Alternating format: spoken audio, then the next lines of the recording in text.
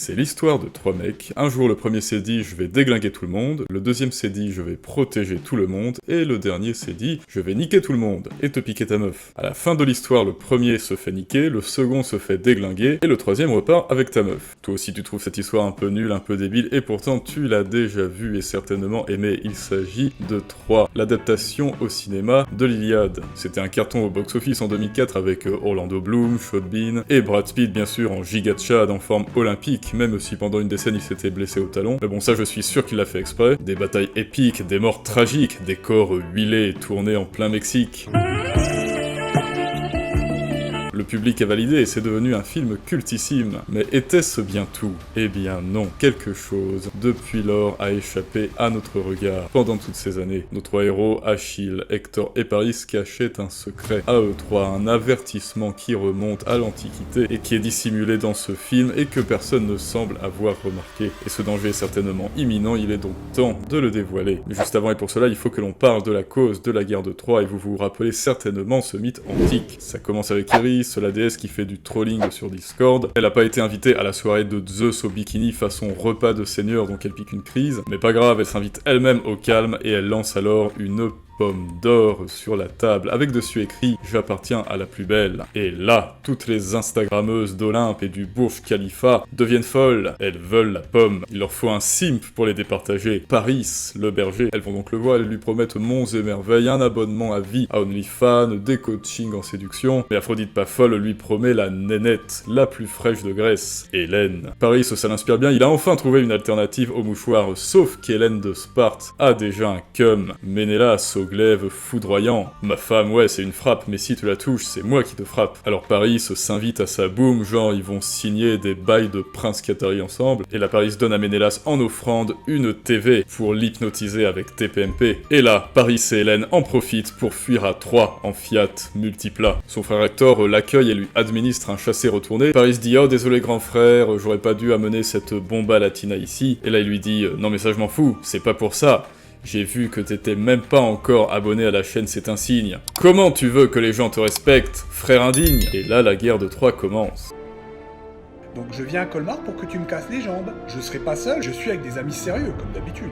Et durant cette guerre, il y aura de nombreux héros, notamment un caméo d'Ulysse, qui construit des chevaux en capla, mais les trois protagonistes bien sûr, dont les destins sont liés, il s'agit de Achille, Hector et Paris. Et l'un de ces trois a la clé de la menace qui pèse sur nous. Mais lequel est-ce? Eh bien tenez bon, mais rappelons avant qui ils sont. Pour commencer Achille est tombé dans la potion magique du Styx quand il était petit, donc il est giga balèze. C'est un héros charismatique, il se touche jamais la nouille parce que c'est quelqu'un d'inébranlable. Il soulève 500 kilos au squat au gymnasium à la barre libre, et surtout, il a soif de gloire. Sa maman lui sort son tarot de Marseille, et elle a lu dans le 6 de coupe qu'il aura deux choix dans sa vie. Avoir des descendants, une belle vie, et mourir auprès des siens, faire quelques vues sur TikTok, et puis être oublié très vite. Ou bien partir à Troie, y mourir, mais être un héros, à jamais, pour l'éternité. Et évidemment, c'est un samouraï, donc il y va. Je suis un samouraï, j'y vais, hein. Et toi d'ailleurs, tu aurais fait quoi à la place d'Achille qui part à Troie? Dis-le moi en commentaire. Ensuite, on a Paris, bon bah il a réussi son coup, hein, il a mené une femme et la guerre de Troie avant de se faire démolir par le mari et de tuer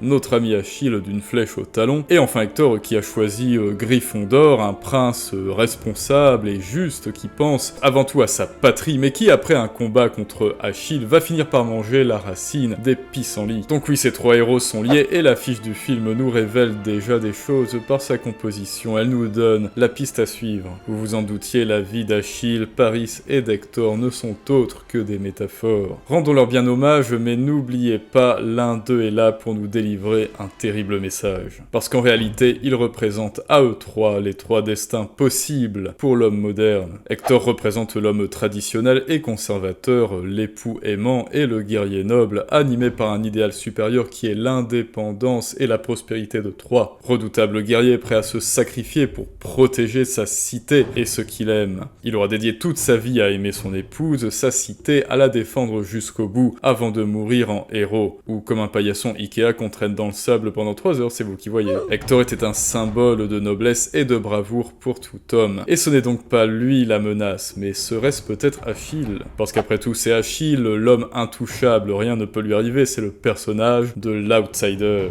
Et tout comme Ulysse, il monte parfois sur ses grands chevaux, car oui, il est très orgueilleux. Et pourtant, il a trouvé la mort à Troie. Parce qu'il a choisi de son plein gré une mort glorieuse et une postérité éternelle. Et en choisissant la mort, il a choisi la vie. Une vie d'immortel. Parce que souhaite l'homme empli de vie, de volonté de vivre et de puissance, sinon de perpétrer cette vie à l'infini, tout comme nous le dit Nietzsche dans l'Éternel Retour. Croupir sur une île pendant quelques décennies et être oublié de tous, non.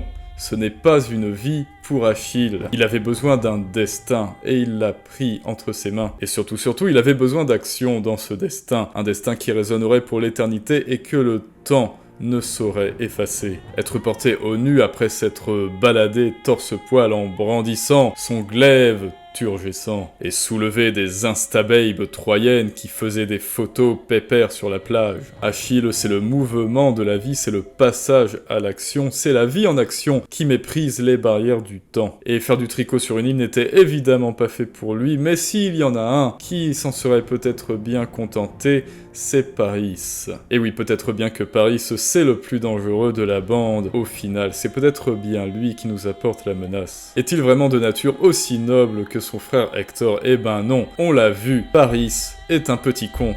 Paris, c'est l'homme irrationnel dirigé par ses passions qui commet des actes en se croyant libre de les commettre sans jamais penser à leurs conséquences. Conséquences que son entourage va payer au prix fort, qui leur feront avoir les Grecs dans les pattes, pendant que lui s'enfuira à toutes jambes avec Hélène de Sparte. Et il aura kidnappé Hélène au nez et à la barbe d'Agamemnon, et il la ramène dans sa garçonnière, Pépère, et il provoque une guerre fratricide. Et au moment de faire face aux conséquences de ce qu'il a lui-même provoqué, devant Agamemnon qui personnifie la dette qu'il doit aux yeux de tous, il fuit devant celle-ci et Hector doit en répondre à sa place, comme son papa devant le conseil de classe. Bats-toi, mon fils.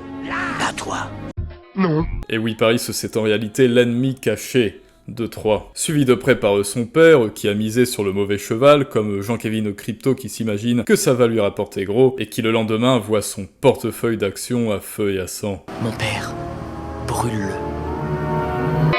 Paris représente donc l'orgueil qui nous pousse à croire que l'on est libre de toute contrainte, qu'on ne doit jamais rien à personne et que nos actes n'auront jamais aucune conséquence. Il est la passion dévoratrice qui nous rend irrationnels et dangereux pour nous-mêmes comme pour les autres. Et vous me voyez venir, Paris représente évidemment l'homme moderne et idéologue, celui qui se dédouane du réel et fuit ses responsabilités, qui agit en étant victime de ses pulsions sans jamais penser aux conséquences, appâté par un plaisir immédiat, futile et éphémère. Il n'est animé par aucun idéal supérieur, aucune cause noble, juste sinon celle de swiper sur TikTok et sur Tinder pour trouver une petite Hélène et renouveler son arrêt maladie. Et dès que la responsabilité vient frapper à sa porte pour régler la note, il s'enfuit dans l'enfer des addictions et un tel paye à sa place. Bonjour, enchanté, je suis le trésor public. Paris, c'est donc l'un des 3 destins qui attend l'homme moderne et c'est peut-être l'un des destins qui est à éviter. Alors dans ce cas, nous faudrait-il donc choisir entre Hector et Achille? N'oublions pas que ces 3 personnages sont les 3 destins possibles pour nous et qu'en fait, Hector, Paris et Achille, de 3 sommeillent,